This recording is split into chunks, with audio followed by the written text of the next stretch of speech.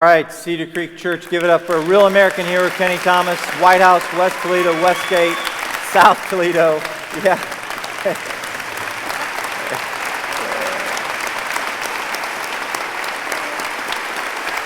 Yeah, wow. They teach you in show business that if you get a standing ovation, you should just end it right there. Yeah, that right there. So, good night, y'all. Right. Thank you. All right. So for some people, Kenny, they need historical perspective. So can you tell them where you were, why we were doing what we were doing, and the outcome?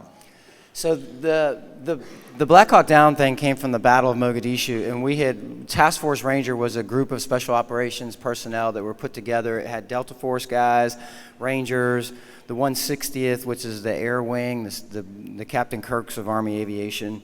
There were some really pretty amazing Air Force guys in there, some PJs, and then there were even some Navy dudes with small tattoos of sea mammals.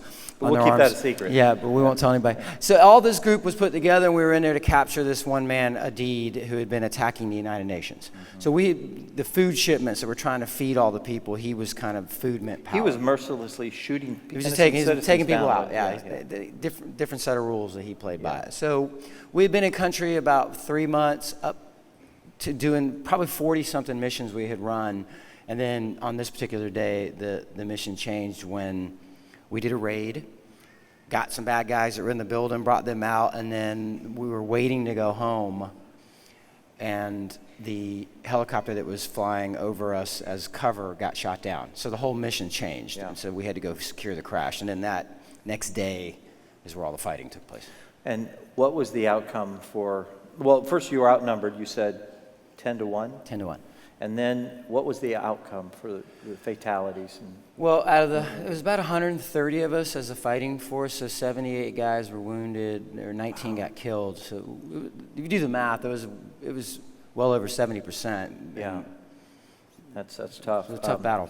Yeah, there's some pictures I want you to comment on that explain a little bit too. Okay, so this is the only picture that was ever taken of the battle, which is kind of strange in this day and age of news coverage. But nobody was in country at the time, and none of us we didn't have cell phones, so we didn't pull them out and take pictures. But somebody had one of those little yellow box cameras in his pocket, and this is when the mission had just started. So the target building was the big 3-story building on the right, and we kind of cleared it from the top down, and you can see.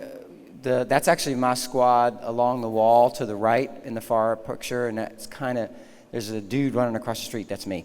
And the rope is in the middle of the street, which you can see. So you're all the way in the middle. I was running across to go, and I remember this point because this was right before we cleared the building, and then. Were you under fire right away? It was. There was some gunfire. And it always feels like I'm bragging when I say there was people shooting. It wasn't that bad. Yeah. But it wasn't that bad because they were missing, which is that's what you want that's preferred when people are shooting. But what ended up happening is right now you're looking west down the street, so north is that way. Okay. When the helicopter got shot down, he crashed over here to the north. So we'll show a picture of the helicopter here too. It's a pretty amazing sight. Yeah, wow. So these are the neighborhoods that you're fighting in. Yeah. And then this next picture of you and your guys that you were in command of, and can you tell us a little that's bit? my team, and I'm happy to say all 3 of my guys made it out. And that's Eric Saransky, David Floyd, Melvin DeJesus. DeJesus was a little criminal. I think the only reason he was in the military was because the judge gave him the option. But you know what's funny is he ended up, he is a pastor down in Puerto Rico. He's a pastor. Well, the criminality thing, it has nothing to do with pastors, I'm sure. There's nothing there. All right. So Black Hawk Down, and you guys know it. So do you go, oh man, we're in deep weeds. What's your response then? Well, when the bird goes down, the mission changes, and all you can really think about is, okay, we've got to it's the same thing. Y'all have felt the same feeling. If you've been in a car wreck or you've seen something happen, like bam, or you've turned on the TV and some kids walked into a high school and shot other kids, or people have blown people up in Boston. It's the same thing. You're like, I can't believe that's happening. And that's what we were all saying. I can't believe that's happening. The point is that it is happening, and now what are you going to do about it? Yeah. So we we already had a plan in place that if a bird had a mechanical failure and they had to put down, we would go help them. And this certainly qualified as a mechanical failure, so we already knew what we had to do, and we took off. You guys, I was so impressed with when I watched the movie. In fact, I want to show a couple clips here and have you comment on them about No Man Left Behind. I mean, that was just what guys risked their lives to retrieve bodies of guys. Right. Well, it's part of the Ranger Creed, and the Creed has 6 stanzas to it. And what I always tell folks is, we would say it every day before you start the day. And if you say something enough, you begin to believe it. Yeah. You just tell yourself you begin to believe it, and this works both ways, good and bad. Yeah. And if you believe something, then you start to live it. Yeah. And that's the Ranger Creed says, "I will never leave a fallen comrade to fall into the hands of the enemy." So it's just a given because that's the way it is. Yeah. And we had to go. There was no asterisks, alive or dead. It's just that's a fallen comrade. We're going to get him out. Well, special instructions to our video guys. We're going to play the second clip that I want you to. This is the second clip where, as I understand it, one guy's going back into battle. And let's play this clip, and then you comment on it. Comment on the brotherhood that you talked about. When I go home, people ask me, "Hey, Hoot, why do you do it, man? Why? Just some kind of war junkie?" I won't say a word. Why? They won't understand.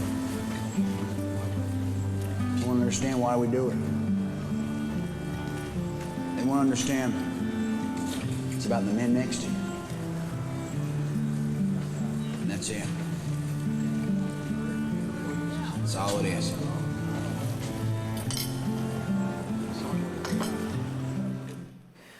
So there's this brotherhood that I hear you guys talk about, and I mean, is that this guy went back into battle, didn't have to, just because his buddies were going back? Is that Hollywood or real deal? Man, that's the real deal, and that could have been any soldier from, World War II or Korea, or your fathers in Vietnam, or my best friends that are over in Afghanistan. Everybody that served in Iraq. I mean, you could sit down and that would be the exact conversation. Yeah. I got a chance to go over to Normandy in June for the 70th anniversary of the D-Day invasion, and I got to talk to some of those old guys, and I was standing there with tears in my eyes because the stories they were telling was the same thing. It wasn't about we came over as the greatest generation to fight Nazi Germany, right. Or it was when it got down to it, all you cared about was taking care of the guy on your left and your right, because the only way you're going to make it out by the grace of God is because of that person. So you do everything you can to take care of them. It's just a given. Yeah, it's incredible, though, the way the movie portrayed it, the lengths that you guys went to for one another. We're talking about fear and facing fear. We're in a series called Fearless. Let me read a passage of Scripture, and then you comment on this, on your fear. Did you have fear? What was that like? The Bible says this, and it says it's the most often repeated command in the Bible, the first part of this verse. So do not fear. And then it goes on, for I'm with you, do not be dismayed, for I'm your God. I will strengthen you and help you. I will hold you with my righteous hand. Then Hebrews chapter 13, verse 5 says, I will never fail you. I will never abandon you. So there's really 2 questions in there. One is, what did you do with the fear? And then did you have a sense of God's presence that you talked about in your book? Yeah. That's a good question. Good job, Lee. Well, thank you. One, there was a sense of fear, but I don't think that you allow it to come up. You feel it. You feel that knot in your stomach, and it's trying to push its way up because everything in your body's telling you there's chemicals going. It's telling you, run away, and it would have been easy to step out of the fight. But nobody does because they know if they do that, it leaves somebody hanging, and you just put that in the back of your head, and I'll deal with all this later, but I don't have time to really be afraid. You can feel it. I think every guy, and women too, I'm sure, but I think all the guys, we ask ourselves the question, and we know that you did it, and so we're saying, would I do that? Would I step up like that? Because you're just not sure until... Right. I believe that you would, and that's pretty much what I would tell each and every one of you. I think that as Americans in general, as the Christians coming in, I think we're a heroic bunch. We want to help. We want to do good. I think that when that situation happens, you will step up and do the right thing because, however, there's a whole nother, you've got to You've got to have a plan for it, and you've got to do the training. You've got to do the hard work in advance, or else you won't know what to do. And that's a lot of what we're doing here. Is you're coming in, you're learning what is the example that I want to set, and when do I step up? And I get to go into the academies a lot, and I'll tell those folks they're going to be the future leaders of the military. I said, look, it's okay to be afraid. Like no one's telling you that's the wrong thing to be. But what you cannot let it do is move up into your chest and take hold of you, and that becomes panic. And panic, by design, only lets you do one thing, and that's save yourself. Wow. Yeah. You don't want to get there. Okay, so in the book, you talk about God's presence, and the verses we just read state that clearly, that God is ever present. Do you feel His presence when you were in battle? You know, I wish that I could sit here and say, I heard God's voice tell me, Kenny, it's going to be okay. There were guys that had that moment. They had their aha moment. Mine came afterwards. And I think for a lot of people, that's that building of the character, because you realize when it's all over, you're like, how in the world did I make it out of it? And that's when you realize God's hand in it all, because as good as we weren't that good. We shouldn't have made it out of there. For those of us who did. Because the odds were so heavily against you guys. The odds were so stacked, and then it just takes time. It takes separation from it to realize, okay, there's a reason I made it out. And what am I supposed to do with that? Because that's a tough one. Yeah, that's in fact the next question I was going to ask. What you write about in your book, again, feeling some guilt, for survivor guilt, I guess they call it. Can you talk about that? Yeah, it isn't.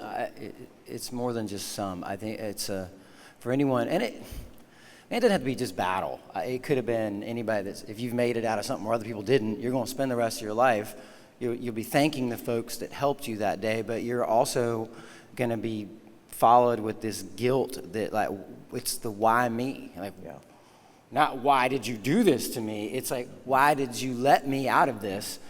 Because there's people that you thought so highly of. There were 3 times the soldier that I was, twice the Marine that I ever could have been. Why didn't they make it? Because they deserved to live. And then what happens is when you come home and then the good life starts trying to put its arms around you, you start hearing that twisted voice in your head starts telling you, hey, well, you better think about Casey now. Think about Lorenzo. Think about Dominic. Think about those guys and their families. They can't.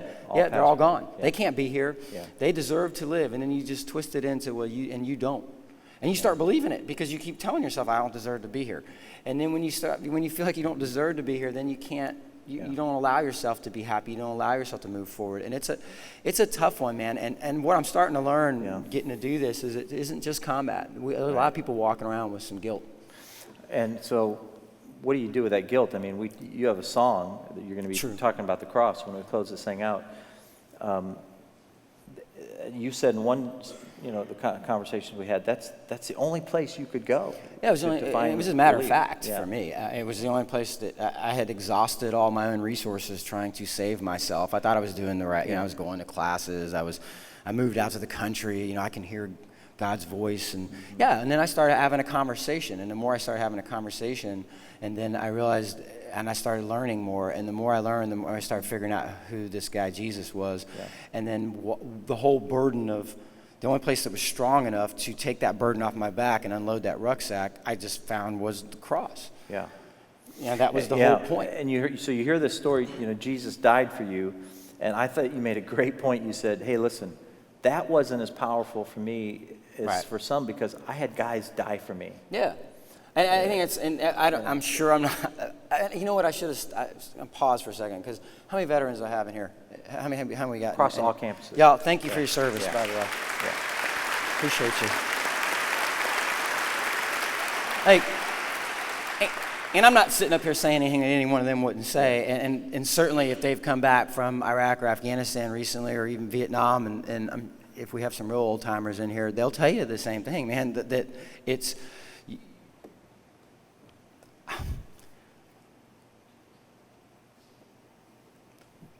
we don't feel like we should have made it out. Yeah. And we're going. So on the cross, Jesus did say, before the cross, he said, no greater love has a man than to lay his life down for his friend. And that happens in battle. Then Jesus goes on to say, he talks about, but who would lay his life down for his enemy? And Jesus laid his life down for us, even when we were at odds with him. So forgiving us of all of our sin. past, present, and future. And so you certainly grasp that as a Christ follower. Right. And talk about that. Yeah, thank you. You just put it into perspective. It's easy, the idea that someone walks up to me and says, okay, you need to start following Jesus because he died for you. And I would look at him and go, dude, I know 6 people that died for me. I can name them by name. Do you?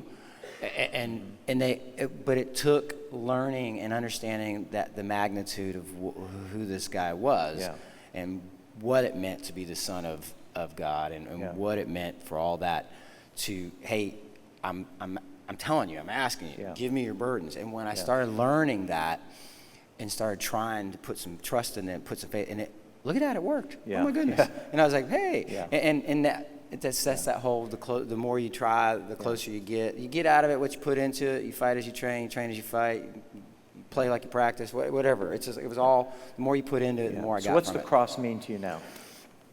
I think where I'm at right now, and what I view the New Testament, as I'm reading and I'm starting to learn, I view the New Testament, it's really like a leadership manual, because if you look at what's going on, Jesus was a squad leader. He's a 12-man group there. He gave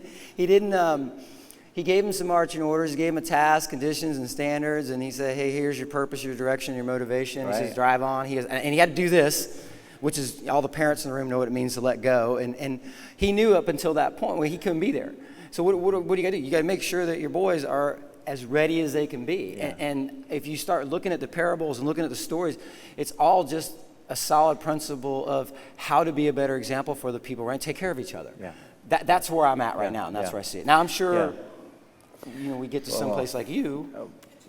I should ask you, what does it mean to you, Lee? Well, the cross means everything to me, but I think of a passage of Scripture where the Apostle Paul writes, the God of all comfort comforts us in our troubles so that we can comfort others, which brings me to the next point, and that's the PTSD that people have. And do you believe it, that they really have it? I mean, is it a real thing, or is, because some people want to look at them and go, hey, come on, get over it. Right. What do you say to those people that are critical like that? Wow. Yeah, we could do an hour on PTSD. Here's the first thing I'm going to tell you. PTSD is not a 4-letter word. It doesn't have to be bad. It's just something that they labeled and they put a name to it, and it's something that you have. And it doesn't matter. If you're a diabetic, you've got it. If you are I used the example last night. If you fall into a river in the middle of February, you will have a cold injury, and it will be with you. You will start to shiver in the middle of the summer, and people have to look after you for that. This is something that you have. If you've deployed and you've gone and you've done a combat deployment, you're going to see something, you're going to feel something, you're going to lose somebody, and when you come home, you now have to take all the stuff that you stuck in the back of your head because you had to drive on and get the mission done. Now you got to deal with it. And so how are you going to deal with it? I don't know how. Some people have it worse than others. But tell me one person who doesn't have something that they have to deal with. I hate that it's sort of been given this dirty PTSD thing, and then you hear these stories of like dude who had PTSD and he walked in and shot guys in his unit, and you're like, well, I don't have that, and so then you just dismiss it as I don't have it. But you do have something, and you've got to learn to deal with it. There's the good thing is, and this is the important thing for us. As family, as a church, as a community, as a nation, what we have to do is be patient and understand that transition isn't automatic. Just because you're home doesn't mean that place is gone from it, because your body and your mind is still operating in that type of environment. And then you come home, and it takes people like y'all and what you've done, what Cedar Creek has done as a church, and reach out to the community. We say we'd like to do for 1,000. We'll do for one what we'd like to do for 1,000. And some of you know, if you've been around for a while, a few months back, we reached out to a family, a soldier, or Sergeant Mike Petz and his wife April, who I think they're in here somewhere right now. Where are they at? Are they in the Perrysburg campus here right now? Would you guys stand up for a second? Everybody's pointing at you. Yeah, there. Stand up for a second. All right. All right.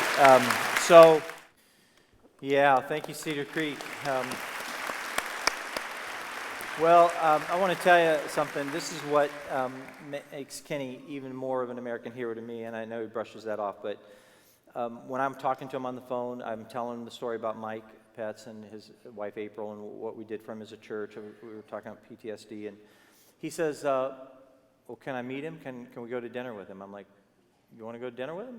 Yeah, we'll call and see if they want to go to dinner. And then I tell them about Pam Hayes, who started an organization called Armed Forces, who actually connected the Pets family to us. And she helps soldiers who have PTSD. And he said, can I meet her? And I'm like, yeah, can she go to dinner with us? Yeah. And I say all that to say he's not just touring the country to play his music and give a talk and be gone.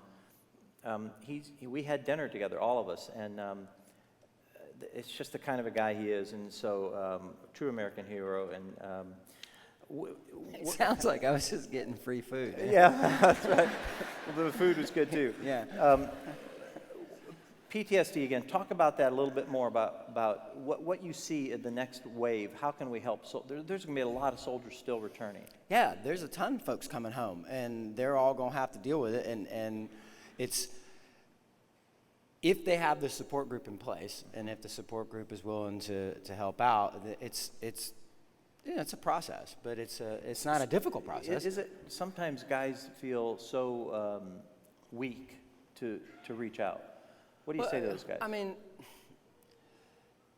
hey, you go and you sign up for one of these programs. Like any of the bases have them, communities have them, Pam's program. Yeah. And the hard part is to go sign up for that because it's like admitting you're jacked up. Like, oh, hey, I'm jacked up. You know? Yeah. And once you get past that, then what you start realizing is not only are you helping yourself, is that you're helping the other people that have come in there because you're kind of reinforcing that it's okay, this is something we're all going to work on together. And then, man, and if at the very least of it, just tell your story, or tell. And if you don't want to talk about you, then tell the story of your folks that you worked with. Because if you don't tell it, you know, who's gonna? Right.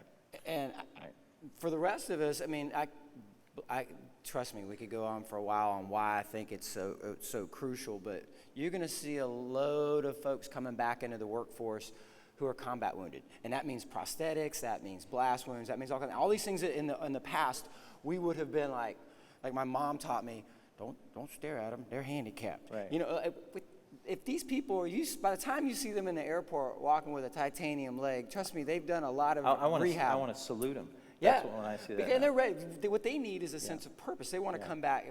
Give them a job. Put them to work. Give them something to do. Bring them into the church and put them to work. Give them something to do. Give them a purpose and direction and motivation. And once they start realizing that they're helping others, that's the best medicine. Well, and talk about motivation. What's the one thing you want to leave us with this weekend before you sing here? Live. Yeah, that's easy. Sorry, I feel like I'm turning my back on this side of the room. Sorry, guys. When you walk out of here, if you remember anything today, remember this, that you, the individual, you're qualified. You got what it takes. You are, and you're a leader. It's because it's never been about the position. It's never been about the rank. They don't teach you that in the military. They teach you it's about the example you set and the people you serve. And we all know, certainly, servant leadership is something that we understand here as Christians. So when you walk out the door, the biggest thing that you've got going for you, you are qualified. First and foremost, you're an extraordinary individual. And please don't say otherwise. Quit telling people otherwise if you think, well, I'm just ordinary. Like, you're not. I hate the word just. Amen. And that's one of the things I tell people. I'm like, look, first, you're one of a kind. Somewhere along the line, God thought there ought to be a you, so there's you. And you've got all kinds of gifts. You've got all kinds of talents. You've got all kinds of skills and weapons systems and all kinds of experience that you can make a difference. And if you're thinking, well, gosh, that's such a big responsibility, it's not. Like, if you're stuck on what your gifts are and you're trying to figure it out, like, it's easy. You can look. Lee has, he's got scriptures and quotes and verses. He's got all these cool sermons he can do. Kenny, you can sing a song. What's your gift? I'm gonna tell you, I'm gonna unstick you right now. Your biggest gift that you got going for you is who's here and who's on your right, who's on your left. God's on your side. That's how you make your difference with those people. Who you leading, who you following, and what do you teach? What example are you trying to set? That's great counsel. Kenny, a real American hero. Give it up for him as he's about to sing. And what a way. Yeah. And he's not even done yet.